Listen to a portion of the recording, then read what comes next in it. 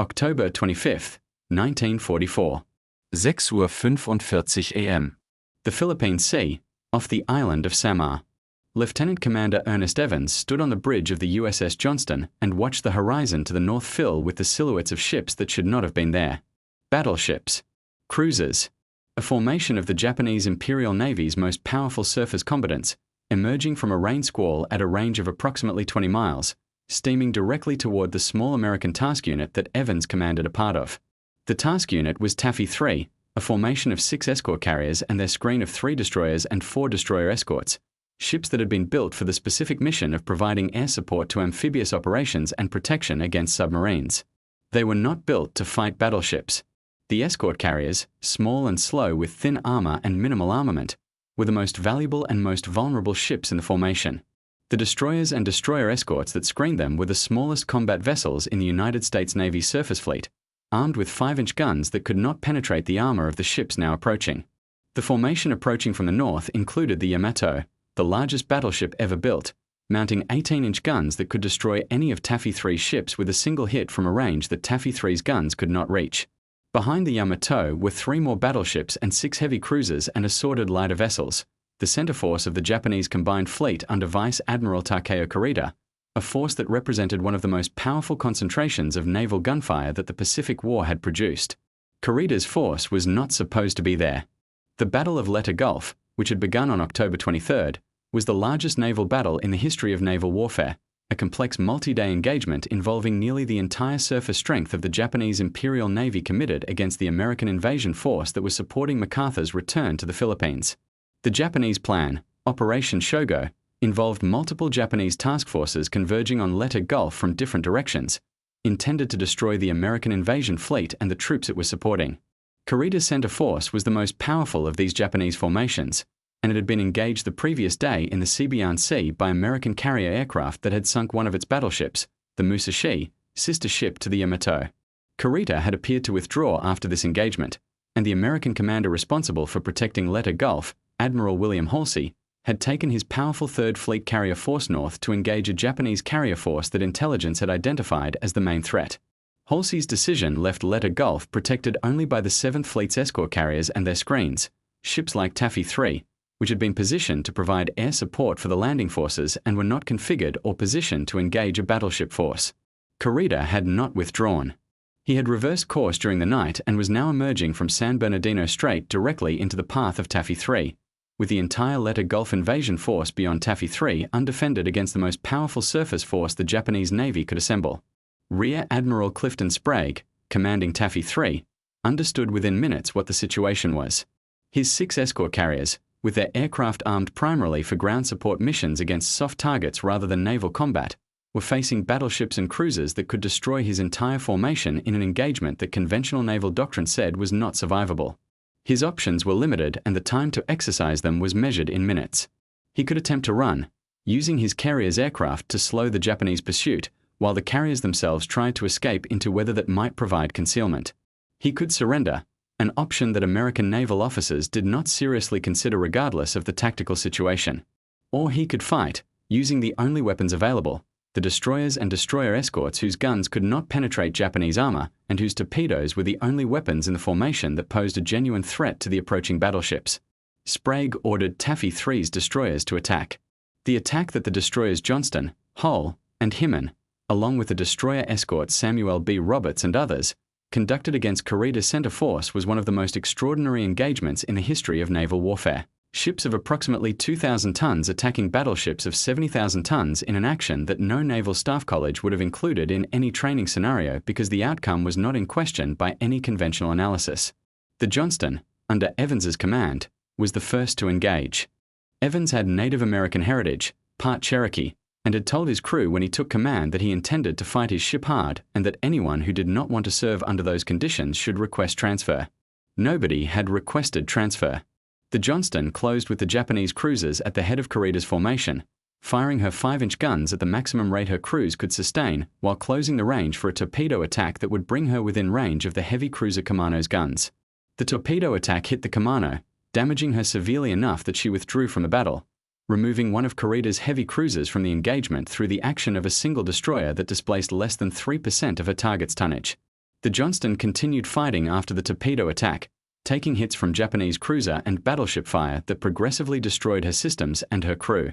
Evans, who had been wounded multiple times, continued directing the ship's fire from the bridge, eventually moving to the fantail to direct the rudder manually after the bridge controls were destroyed. The Johnston sank at approximately 10:10 a.m., having fought for more than 3 hours against a force that outgunned her by every measure that naval warfare uses to measure such things. Evans went down with his ship. He received the Medal of Honor posthumously. The Hull and the Samuel B. Roberts fought similar engagements with similar outcomes. The Hull, under Commander Leon Kintberger, made torpedo runs against the Japanese battle line that took her within 4,000 yards of the Congo, close enough that the battleship's secondary guns could engage her directly. The Hull was hit repeatedly and sank, but not before her torpedoes had forced Japanese ships to maneuver away from the escort carriers they were pursuing.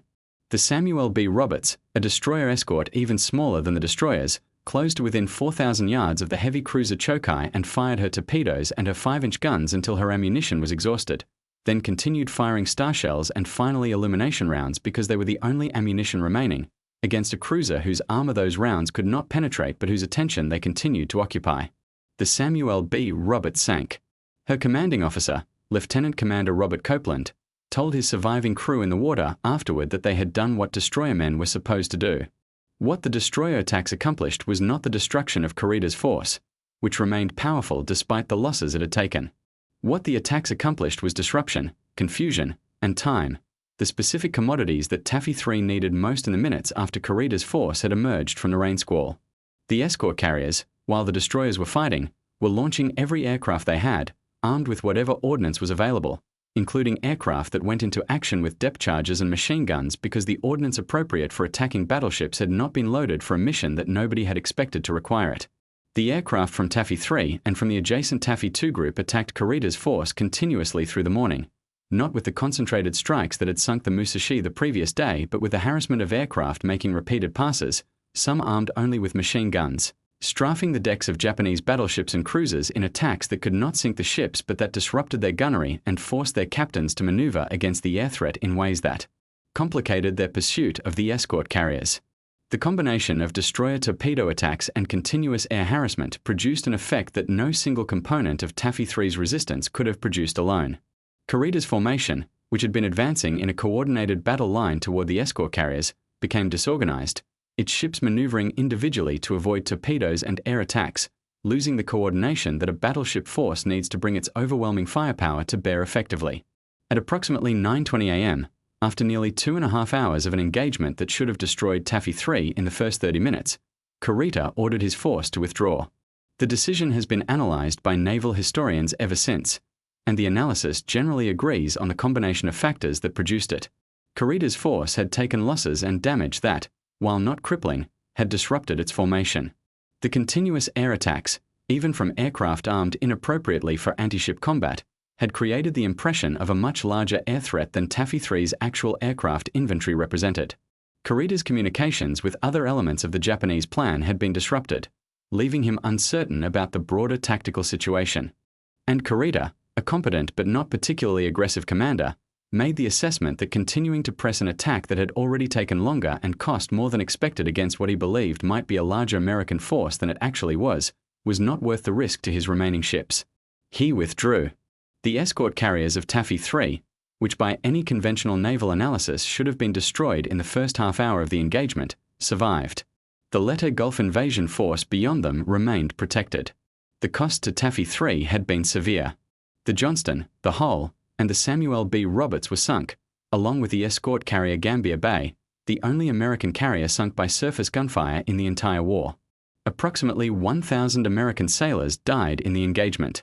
But Kurita's force, which had been positioned to destroy the entire Leyte Gulf invasion fleet and the troops it was supporting, had been turned back by ships that, by every measure that naval war games and staff studies used to evaluate such engagements, should not have been able to do anything except die. Admiral Sprague, reviewing the engagement afterward, described what had happened in terms that captured the specific quality of what Taffy 3 had demonstrated. The enemy was not fought off, Sprague said. He was fought to the point where he convinced himself that fighting further was not worth it. That is a different thing from being defeated in the conventional sense. We did not have the strength to defeat that force. We had the strength to make that force decide it did not want to keep fighting us. That was enough. The men of Taffy 3 who survived the battle off Samar carried with them the knowledge of what they had done, the specific knowledge of destroyer sailors who had attacked battleships because attacking battleships was the only option available, and the alternative was watching the battleships destroy the carriers and then the invasion fleet beyond. They had attacked. The attack had worked, not in the sense of winning the engagement by conventional measures, but in the sense that mattered, the survival of the force they were protecting and the disruption of the most powerful naval force Japan could bring against the Leyte Gulf landing. The battle off Samar is remembered in naval history as one of the most one-sided engagements ever fought, in the sense that the disparity in firepower between the opposing forces had no precedent and has had none since. It is also remembered as one of the engagements that most clearly demonstrates what determines the outcome of naval battles when the firepower disparity should make the outcome obvious. What determines it, in the case of Samar, was the willingness of American sailors on ships that displaced a few thousand tons to attack ships that displaced tens of thousands of tons because the mission required it and because turning away was not something that the men of Taffy 3 were prepared to do. Ernest Evans went down with the Johnston after fighting his ship for 3 hours against a force that outgunned her by every measure. He had told his crew when he took command that he intended to fight hard. He had kept that promise until the ship that he commanded no longer existed to be commanded. That is the battle off Samar. That is what destroyer sailors did when battleships appeared on the horizon, and the only ships available to stop them were ships that had no business engaging battleships at all. They engaged anyway. That was enough.